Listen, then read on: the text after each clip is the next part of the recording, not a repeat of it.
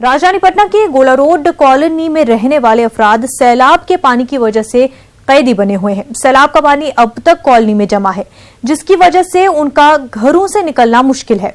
हमारे नुमाइंदे रजनीश ने इस इलाके का जायजा लिया।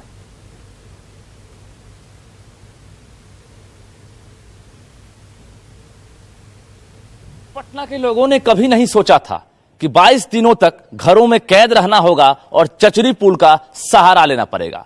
ठीक 22 दिन हो गए, लेकिन देख सकते हैं राजधानी पटना के गोला रोड के बैंक कॉलोनी का नजारा। चारों तरफ पानी से लोग घिरे हुए हैं, यानी मकान से लेकर दुकान तक, स्कूल तक, हर कुछ पानी से घिरा हुआ है।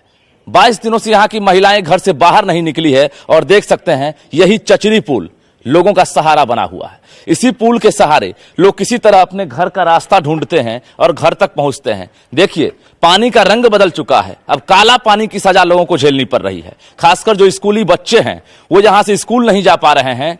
परीक्षा खत्म होने वाली है, क्लास खत्म हो जाती है, लेकिन बच्चे स्कूल नहीं पहुंच पाते हैं क्योंकि पानी है। और देख सकते हैं किस तरह से पानी ने लोगों को बंधक बनाए रखा है।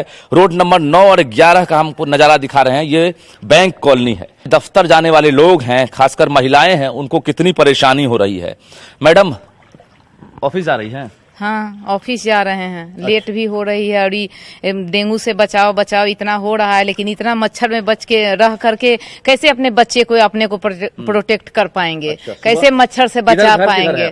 सामने मेरा घर है, 11 number road number bank colony, road number 11 में रोड है। लेकिन अभी तत्काल हम 9 नंबर से ही कनेक्ट किए थे कि चलो इधर से जाएंगे, लेकिन इधर भी वही हाल है।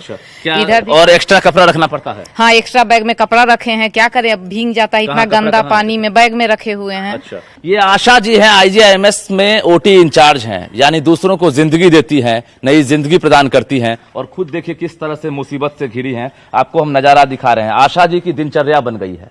सुबह यहां से निकलती है और शाम को फिर लौटती है और देख सकते हैं किस तरह से ये काला पानी आज लोगों को डरा रहा है। सांप भी है इसमें, ऐसे ऐसे चुटकी बजाइए थपी सब पानी में कूद जाता है। इतना दिन में या रात में सांप? दिन में भी और रात में भी। घर में भी सांप रहता है? हाँ, घर में भी सांप रहता है। दूसरा कोई रास्ता नहीं है मरने का सिवाय।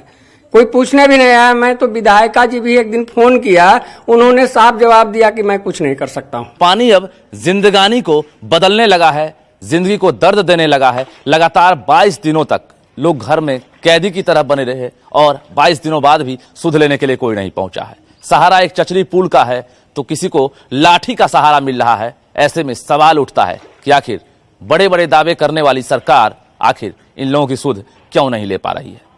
कैमरामैन मनीष जुनेजा के साथ रजनीश कुमार, न्यूज़ 18 पटना।